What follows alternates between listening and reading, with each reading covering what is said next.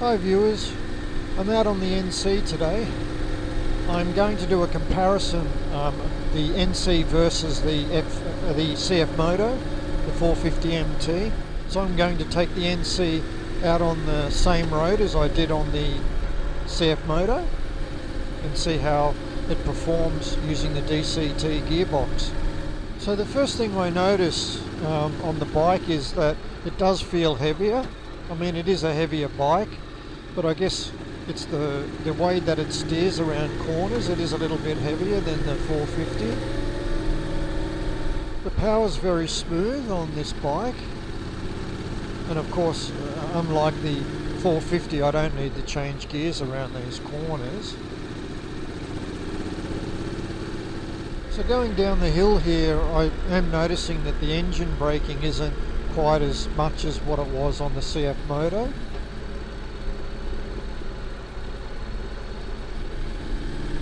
I am using my brakes a little bit more. Now I know that you can program the amount of engine braking on the display itself. You can actually program the amount of power. You can have it in sports mode and so on. But I've just left it in standard mode to do a fair comparison, so I'm comparing both bikes in standard mode, if you will. So going down hills here around these corners, the front is heavier. I'm feeling the weight transfer a lot more than on the 450. Now the weight is about 20 kilograms more, so I'm not talking 50 kilograms more. It's about 20 kilograms more, so it's not an awful lot more. The weight distribution on this bike is very good. I mean, the fuel tank is down low at the back. The front two cylinders on this bike are facing forward. They're not 90 degrees facing straight up. So all the weight is definitely down low. So it does feel good around the corners, but it is heavier against the 450.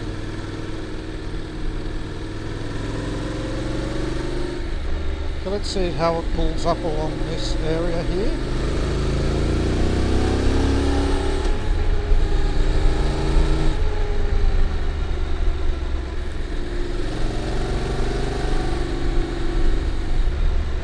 So there's plenty of pull here along there, definitely. I can go extremely quick in a short distance on this bike. What I do notice though, it's very, how can I say it, linear. The way that the power comes on, where on the 450 it's almost instantaneous, and it's the way it's geared, I guess. This takes time to build up the power, whereas the 450 it's almost instant.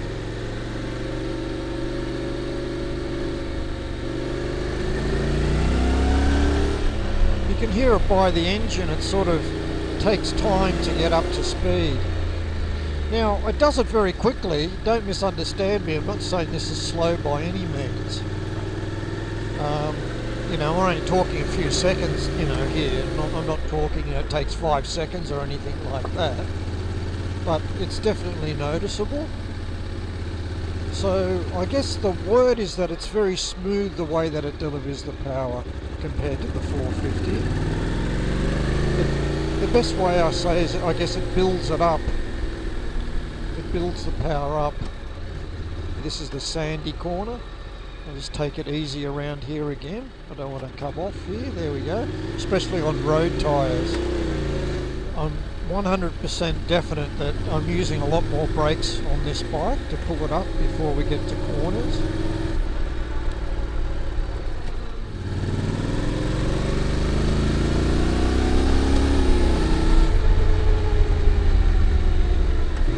Just coming up to a tight corner around here now. See how we go around here.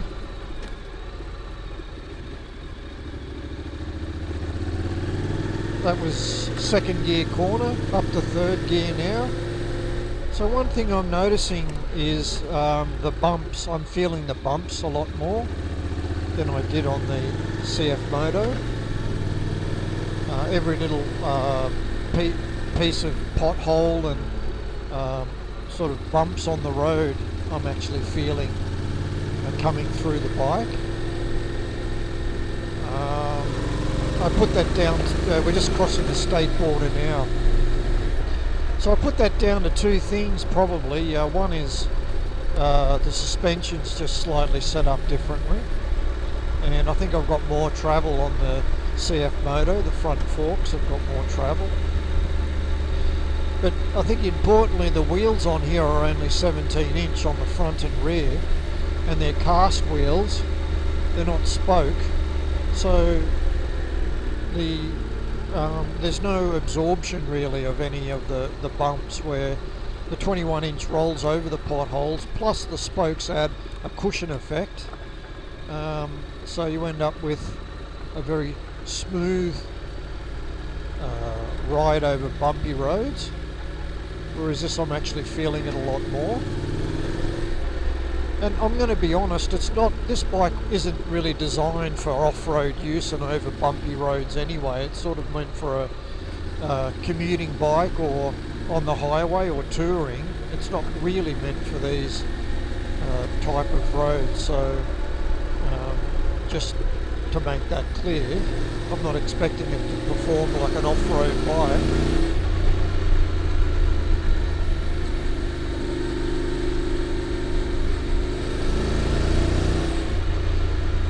So it has plenty of torque, as you'd expect with a twin 750.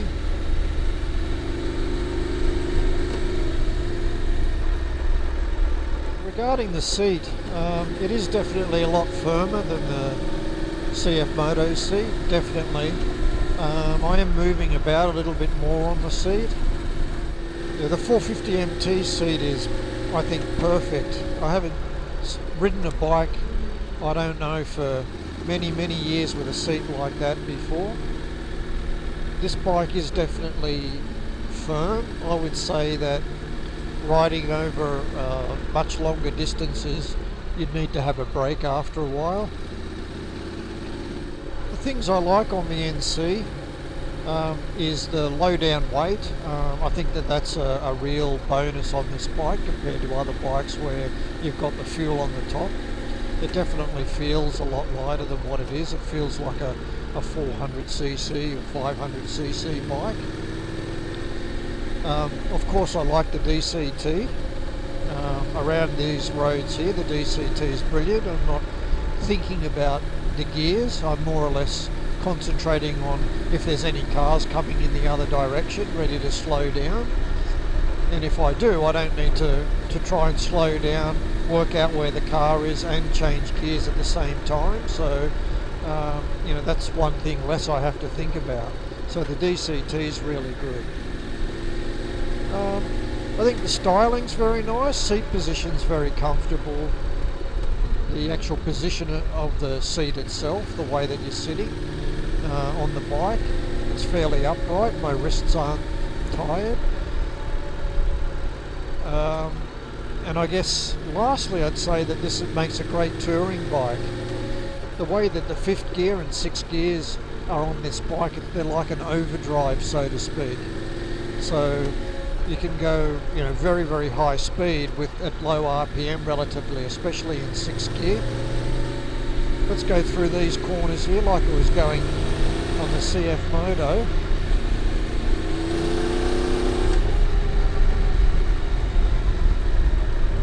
My feeling is I can't go quite as quick around these corners as I did on the 450. The weight distribution going from one side to the other, it's not quite as easy to manage, is the best way to describe it.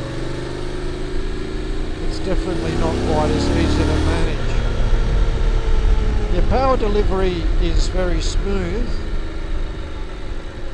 but there's not a delay, but it's a gradual build-up of power. So that's the main difference, I think, between the two bikes. Coming up to this little open valley here.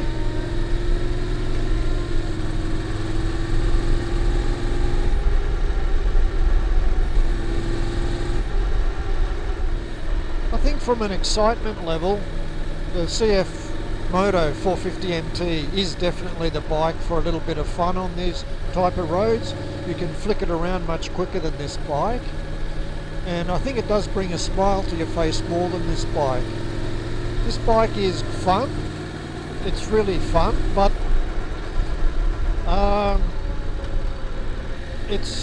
I think this road here is a little bit too narrow for its style. It's a little bit too bumpy, so a more open road is probably better. And in my previous video I went touring on the mountains on this bike, and those type of roads are really nice for this NC. I think this is the limit on the NC, where it's good but not as good as the 450 around here.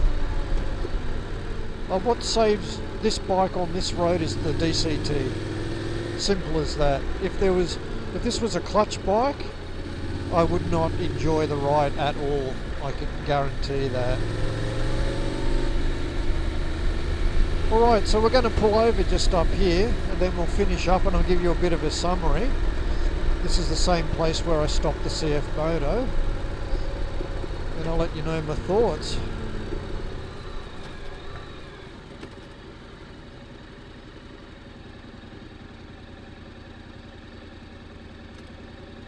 So we'll see you again in a second.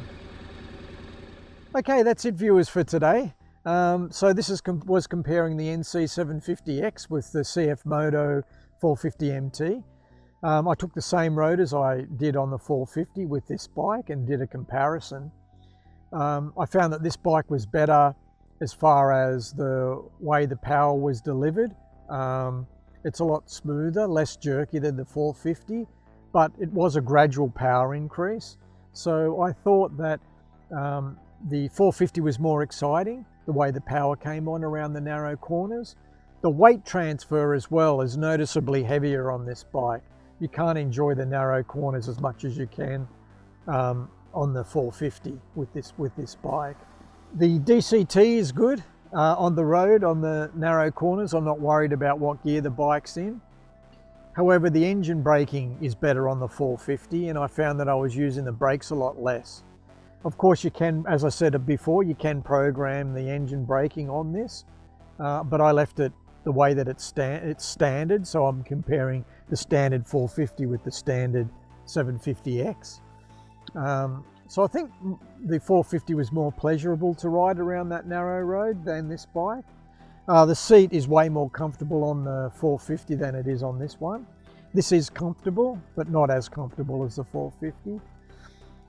If I had to choose one bike for that road, definitely I'd take the 450 hands down for those type of roads, and it gives me the ability to go off-roading as well, whereas this one, it's impossible. You couldn't really go off-roading on this with the road tyres and the low-down clearance.